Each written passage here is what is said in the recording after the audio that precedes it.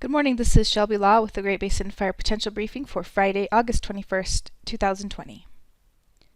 Fire potential impacts are shown here for the next few days. We have some wind coming into far western Nevada today and then across the north for today, Saturday, and into Sunday, especially over the central Idaho mountains there.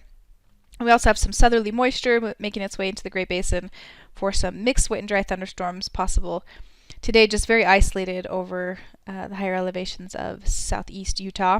And then tomorrow, a little bit more moisture will move up into the southern Great Basin. And then on Sunday, it will move a little bit further northward into eastern Nevada and up into just south of the Sierra Front as well.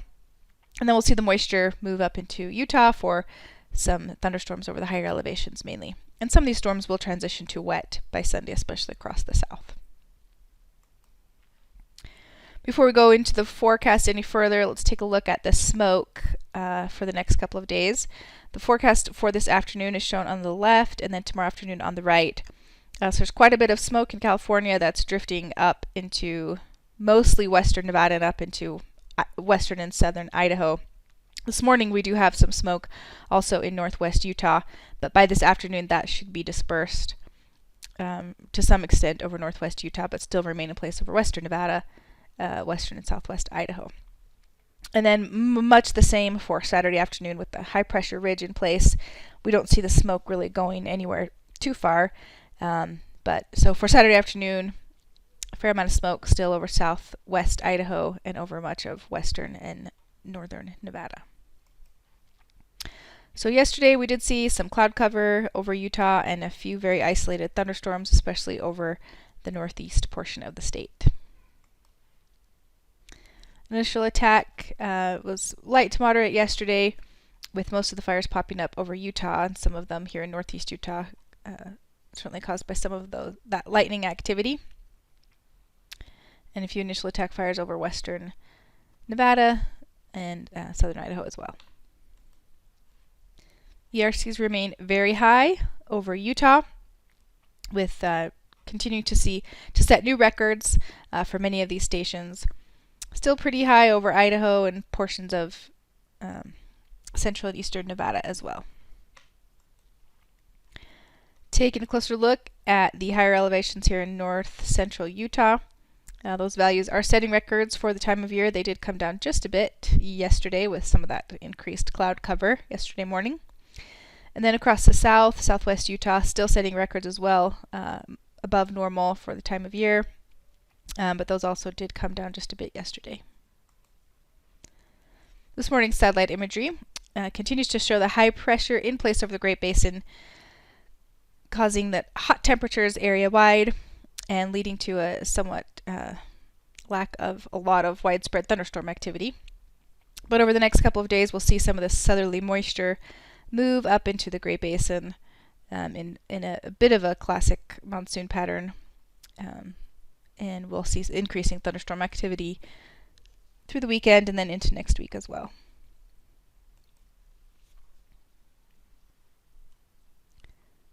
So for this afternoon, we're looking at kind of a quieter day in terms of thunderstorm activity.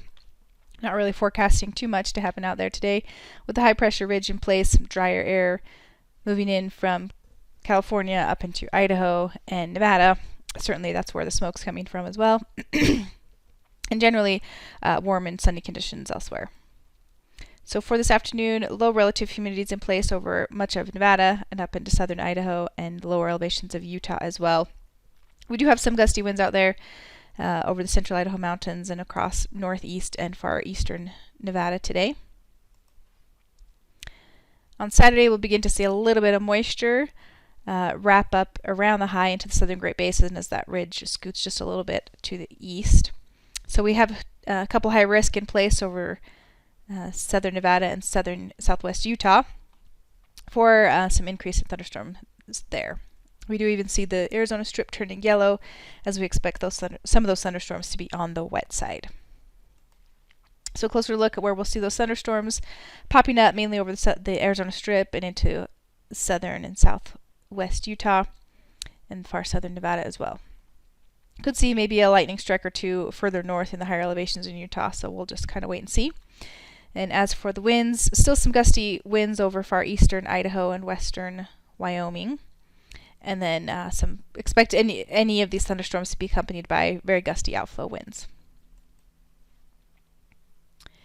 On Sunday, the moisture moves further northward through the Great Basin, so the best chance we're looking for those thunderstorms to develop once again are going to be across southern Nevada, southern Utah, where we'll see the wetter thunderstorms, and then some drier storms there in east central Nevada and western Utah, and then some drier storms possible over the higher elevations of northern and central Utah as well. So a closer look at where we'll expect to see those thunderstorms popping up. Some isolated storms there over southern Nevada and possibly up to just south of the Sierra Front there. And then could see the thunderstorms develop anywhere over the higher elevations in Utah and a little bit more widespread over southern Utah. And then the winds for the afternoon, still some breezy conditions over Idaho and northwest Nevada, but expecting to see the stronger winds associated with any outflows from those thunderstorms.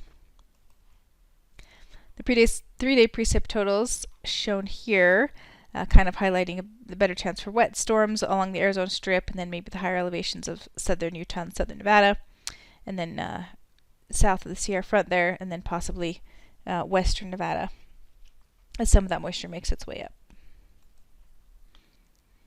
On Monday, a trough over western Canada strengthens just a bit and draws some moisture further up through the Great Basin. So we'll see thunderstorms moving a little bit further northward into northeast Nevada and northwest Utah. Possibly further northward. We're just kind of going to wait and see how the models develop over the next couple of days. But definitely seeing some decreasing fire potential over these areas in the central Great Basin where things have been so dry for so long. And then on Tuesday, that moisture still remains in place, especially across the north and the west, enhanced by that passing trough to the north. So we'll see continued thunderstorms over Idaho and northern Nevada, northwest Nevada. So we do have some high risk in place there. We could possibly see some thunderstorms on Tuesday in eastern Idaho as well. So we'll just kind of wait and see and adjust the forecast as we get closer. Then on Wednesday, it looks like things begin to dry out, with the moisture being pushed off to the east as the ridge moves a little bit off to the east as well. On Thursday, we might see a return of some southerly moisture back up into southern and southeast Utah, with drier conditions to the north and west. The 7-day total shown here, definitely showing more precipitation in the Great Basin than we've seen over the last couple of months, it seems. So some pockets, especially over the higher elevations of Utah, the Arizona Strip, up into western Wyoming, and some of the higher elevations in central Idaho. So we'll just kind of see over the next week or so with those thunderstorms moving in where we'll actually end up seeing that precipitation. But overall, could see definitely some new initial attack with the lightning activity, but with the increase in moisture around, maybe see a slight decrease in overall fire danger. The extended forecast heading into the first part of September, it's calling for above normal temperatures for Utah and Nevada, but below normal across Idaho, and below normal chances for precip, particularly over Utah, but also Idaho. And this concludes today's fire potential briefing. Please check back tomorrow for the latest updates.